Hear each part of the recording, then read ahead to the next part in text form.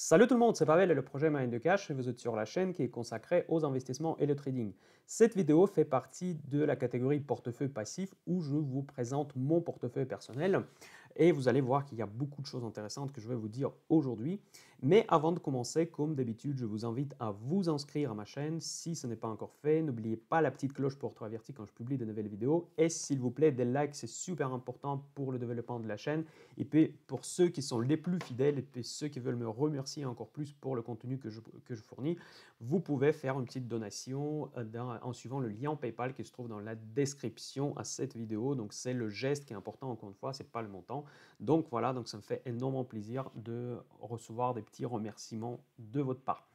Donc, je vous rappelle, l'objectif, encore une fois, de cette catégorie de vidéos, c'est pas que vous copiez le portefeuille que je fais, parce que mon portefeuille correspond à mes objectifs, en fait, à mon objectif d'investissement, qui n'est pas nécessairement le vôtre, mais donc vous, c'est très important de développer avant tout vos propres objectifs d'investissement. Mais par contre, la logique que je suis un investissement en bourse, je pense que c'est ça qui est le plus intéressant dans cette catégorie de vidéos.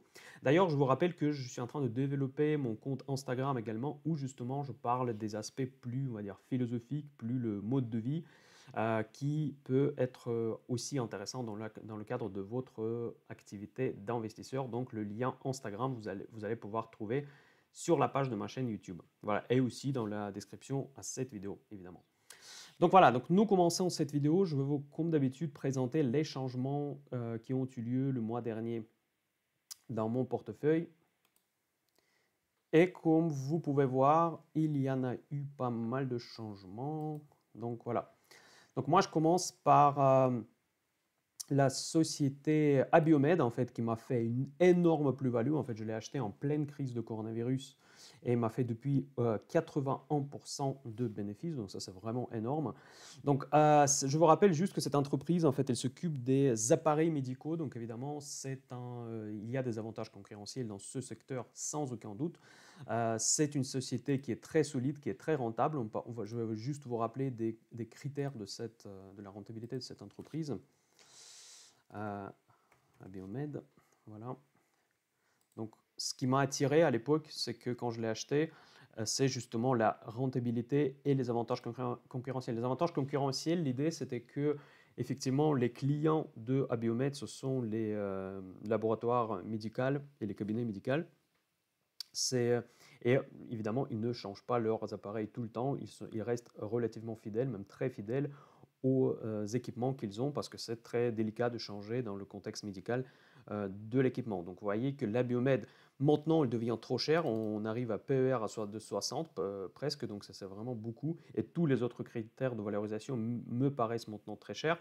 Mais par contre, vous voyez pourquoi je l'ai acheté à l'époque, que les marges sont juste énormes. Donc la marge brute, 82%, donc ça veut dire que même si ça laisse une marge nette de seulement 23 à 24, ça laisse un énorme chemin, un énorme vraiment terrain d'amélioration de le business model, d'amélioration de l'efficacité de ce business model pour augmenter la nette marge également. Donc. Et la rentabilité, vous pouvez voir, même compte tenu de la dette, la rentabilité c'est de 21% et la dette, elle est absente. Vous voyez, donc il y a 0% de dette. Donc ça reste une entreprise super intéressante, même s'il ne paye pas les dividendes. Et ça, c'est vraiment quelque chose qui me dérangeait depuis que j'ai cette entreprise dans le portefeuille. Mais cela reste une entreprise très intéressante. Elle est toujours dans mon shortlist. Donc, mais par contre, moi, je trouve que l'évolution du cours depuis que je l'ai acheté, en fait, effectivement, elle est un peu délicat. Et moi, je suis dans la démarche un petit peu de réduction des risques parce que moi, je trouve que les marchés sont... Bon, après, ça, c'est la vision globale. C'est un petit peu plus... ça serait plus un sujet pour mes vidéos que j'appelle la bourse hebdo. Donc, mais vous savez mon avis que moi j'étais toujours assez sceptique par rapport à cette reprise en V.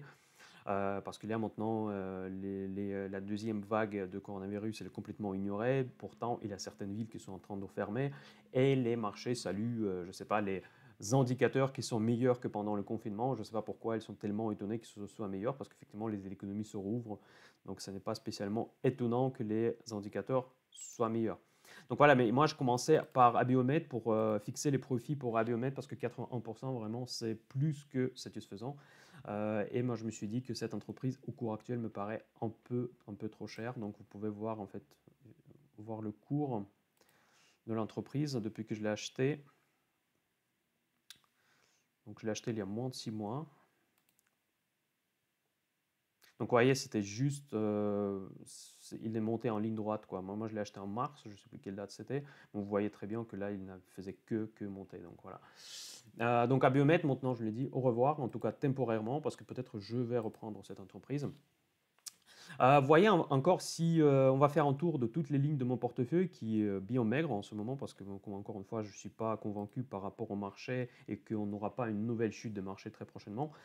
Mon portefeuille reste très ciblé. Donc en fait, moi, je garde uniquement les valeurs qui peuvent potentiellement, même en cas de chute, d'aller en contre-tendance ou bien ce sont des valeurs que je veux obligatoirement avoir dans mon portefeuille.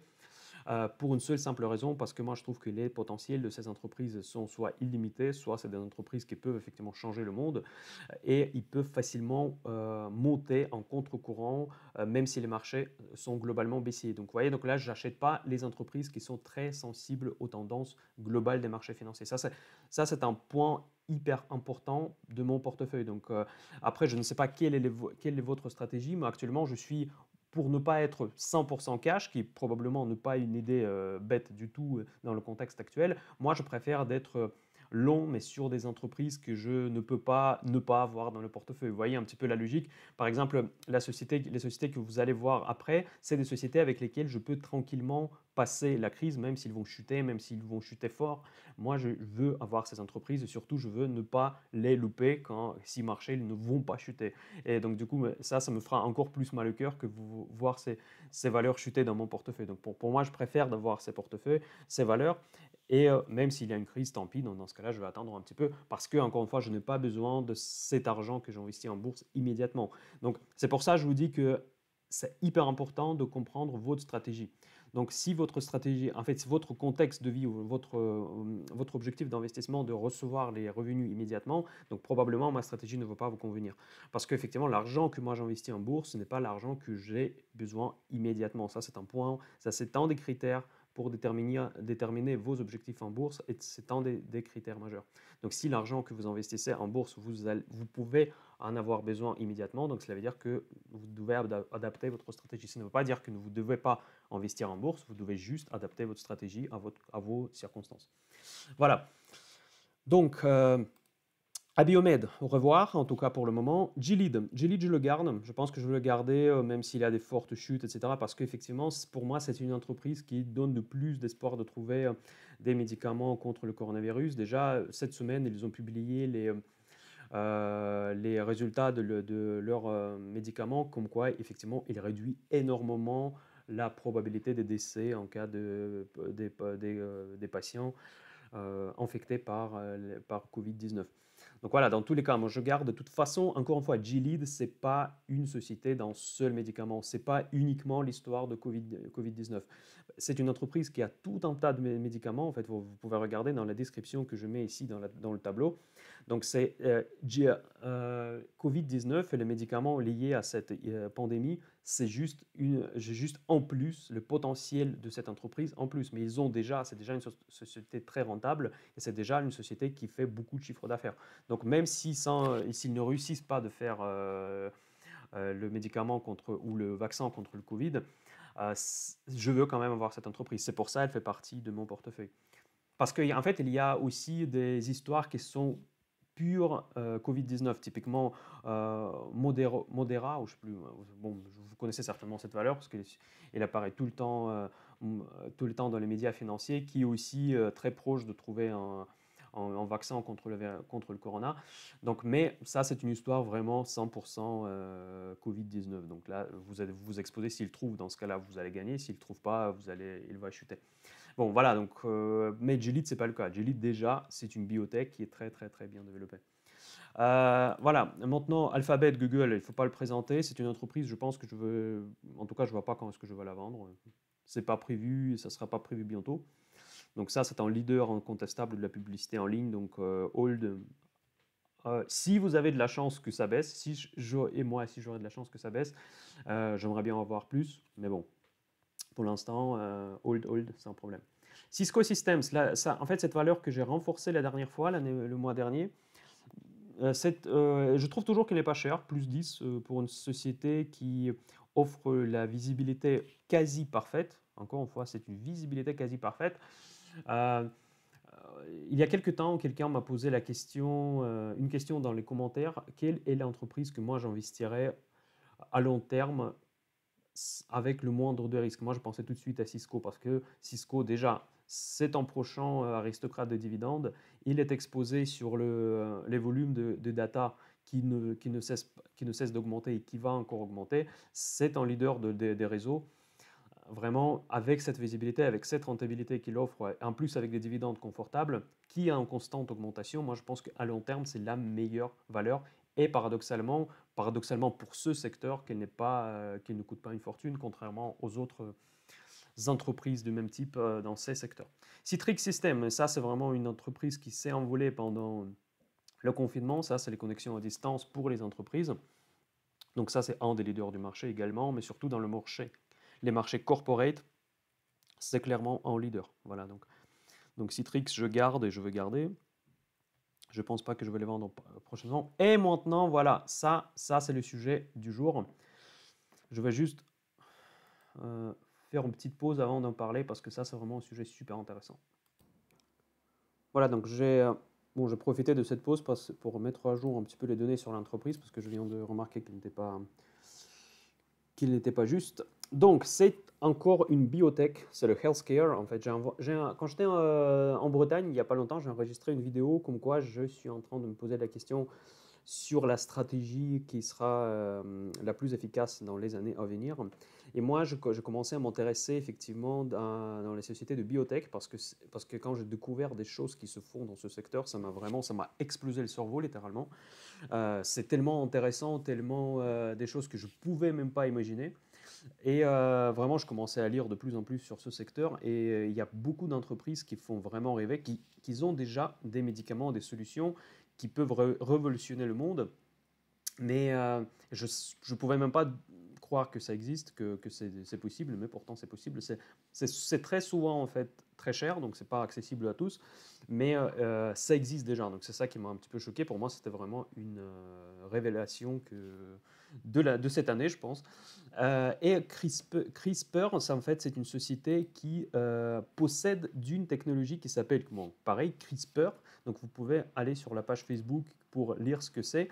Et donc, il s'agit de l'édition du génome. Donc voilà, donc ça c'est rédaction du génome et de l'ADN pour traiter les maladies génétiques, y compris le sida. Donc vous voyez le potentiel de cette entreprise, ils ont déjà ces solutions. Donc ce qui est important, ce n'est pas comme des entreprises, certaines biotech qui font quelque chose et qui n'ont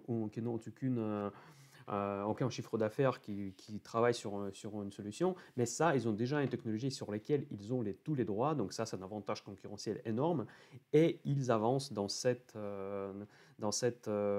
domaine extrêmement prometteur. Donc édition de génome, c'est vraiment quelque chose qui peut vraiment changer le monde de point de vue de traitement des maladies génétiques.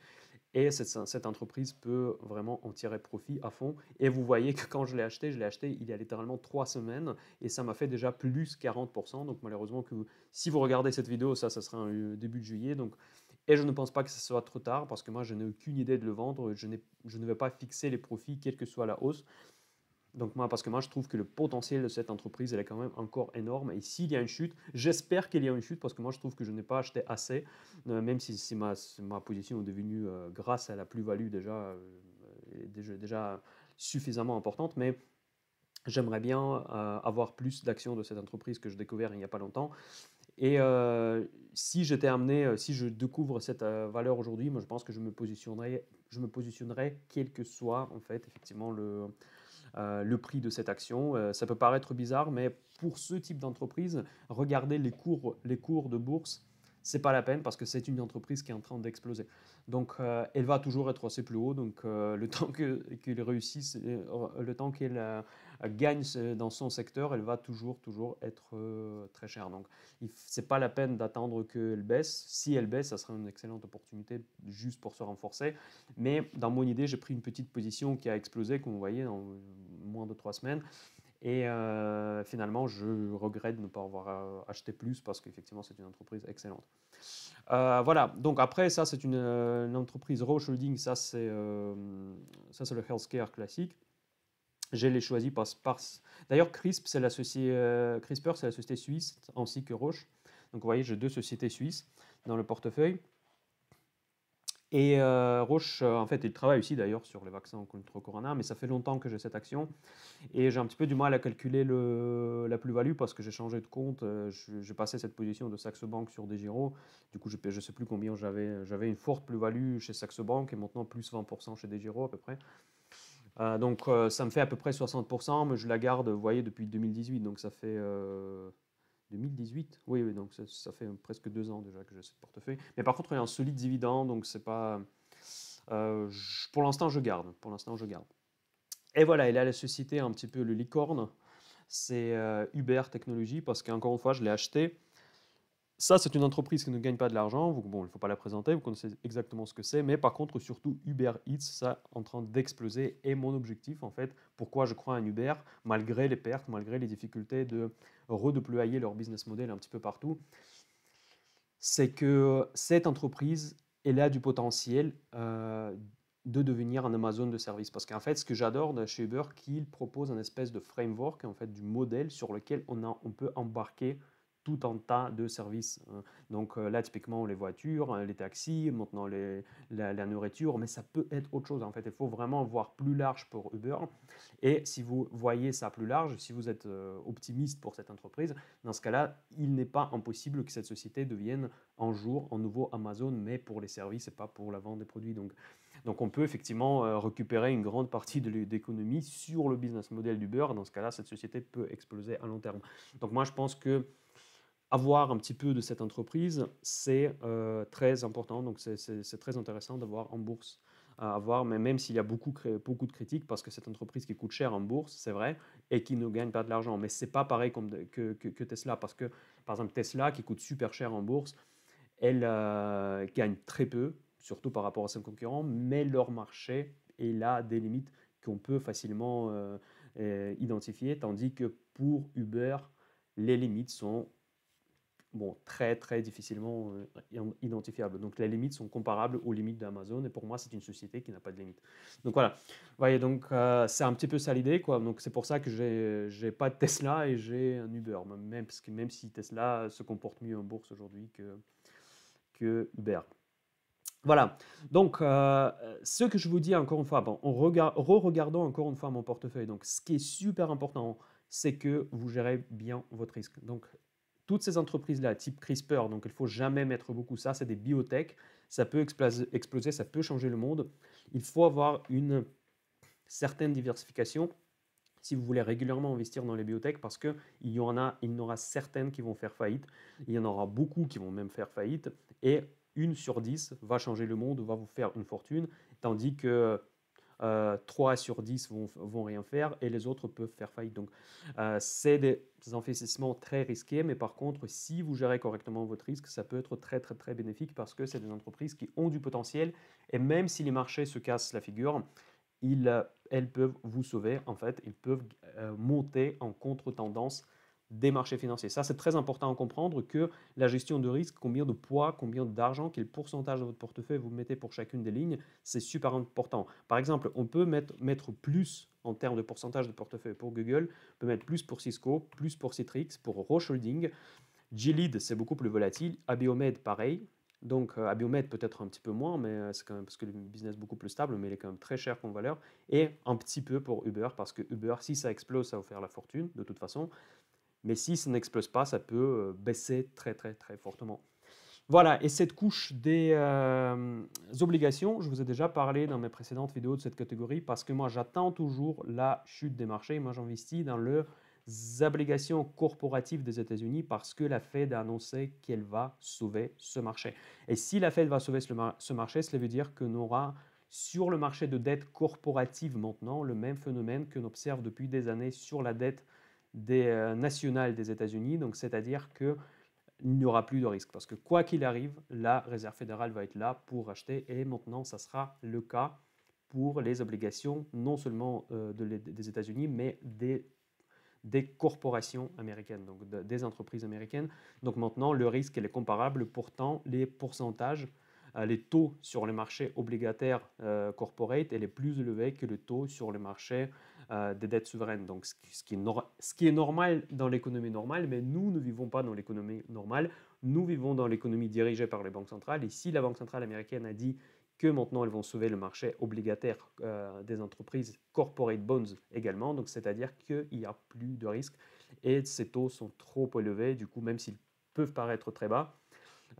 Et si les taux sont hauts et ici les taux baissent, ça veut dire que le prix d'obligation va monter. Donc ça veut dire que c'est très important à comprendre ici quand vous investissez sur le marché des obligations, que les taux élevés, cela veut dire que les obligations bon marché. Les taux bas, cela veut dire que les obligations sont chères en termes de prix en dollars ou en euros. Voilà, bon, après, ça c'est vraiment... c'est pas l'objectif de cette vidéo de vous expliquer comment fonctionne le marché de dette. Posez-moi des questions dans les commentaires. Si vous voulez, je peux enregistrer peut-être une vidéo un petit peu à part. Et cette couche des ETF obligataires me sert en espèce de hedge, d'une protection en cas de chute des marchés. Parce qu'évidemment, les taux, en fait, ici les risques augmentent. Les investisseurs, les spéculateurs vont vendre les actions, ils vont aller dans le marché de dette. Donc évidemment, comme d'habitude, la dette des États-Unis. Donc moi, je pense qu'on va voir la dette, le 10 ans américain proche de zéro très bientôt. Donc du coup, ça va faire augmenter les prix des obligations. Et mes ETF vont performer dans ce cas-là parfaitement dans ce contexte. Et pareil, ça sera pour la dette des entreprises parce que les marchés ne se sont pas encore bien, je pense, digéré la nouvelle information que la Fed va quand même le sauver. Peut-être s'il y a une chute des marchés, la dette corporate va encore être un petit peu chahutée, mais vite, la Fed va les rassurer. Et on va voir à peu près la même situation comme on a vu en mars dernier, quand les taux obligataires des entreprises américaines se sont envolés au début de la crise, mais une fois que la Fed a dit que non, c'est bon, on va sauver ce marché également, tout à coup, les taux ont chuté et les obligations corporate se sont envolées. Donc c'est pour ça que moi, je me protège avec des obligues. Et les obligues corporate, je trouve que c'est vraiment une opportunité. J'en ai déjà parlé dans mes précédentes vidéos.